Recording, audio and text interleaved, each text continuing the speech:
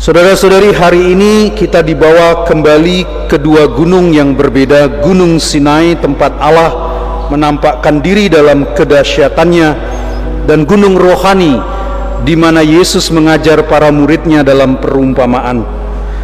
Dua suasana yang sangat berbeda. Di Gunung Sinai ada asap, ada gemuruh kilat, dan bunyi sangkakala yang memekakan telinga.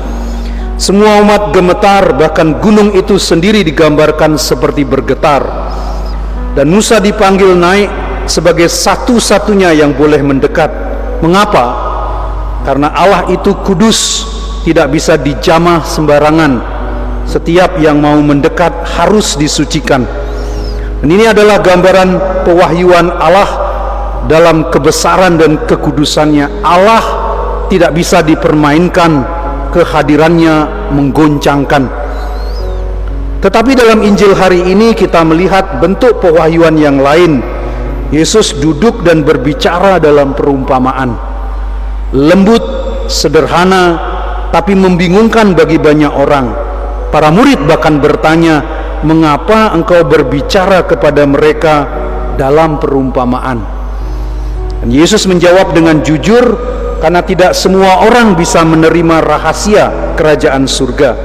Ada hati yang tertutup, mata yang melihat tapi tidak memandang, telinga yang mendengar tapi tidak mengerti. Mereka seperti orang-orang yang berdiri di kaki Gunung Sinai, melihat asap dan mendengar suara, tapi tidak berani atau tidak mampu naik lebih tinggi.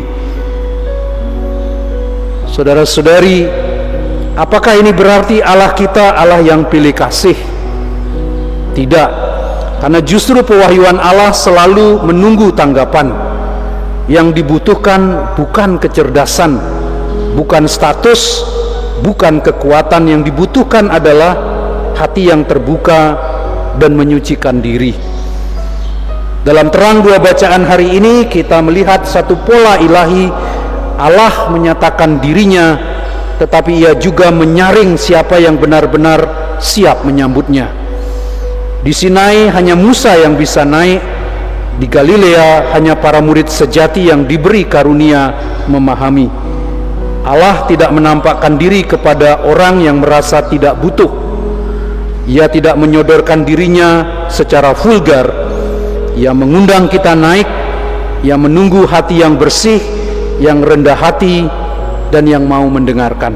Maka pertanyaan untuk kita renungkan hari ini, apakah aku berdiri di kaki gunung saja, ataukah aku siap naik ke hadiratnya?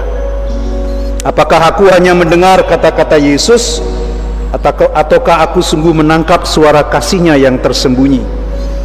Apakah hatiku cukup disucikan oleh doa dan pertobatan sehingga bisa menangkap kehadiran Allah, entah dalam kilat, entah dalam bisikan? Jangan kita menjadi seperti mereka yang melihat tetapi tidak memandang, mendengar tetapi tidak mengerti, seperti yang dikatakan Yesus. Karena pewahyuan Tuhan bisa datang kapan saja, dalam misa hari ini, dalam kata-kata sederhana, dalam keheningan, dalam luka, bahkan dalam kehilangan. Mungkin suaranya tidak mengguntur, sabdanya tidak membakar langit, tapi dia datang, dia berbicara, dia sedang mencari hati yang terbuka. Mari saudara-saudari, kita bersiap menyucikan diri seperti umat di kaki Sinai. Kita menjadi murid yang sungguh mendengar, agar kita pun diberi rahmat untuk melihat dan mengerti. Amin.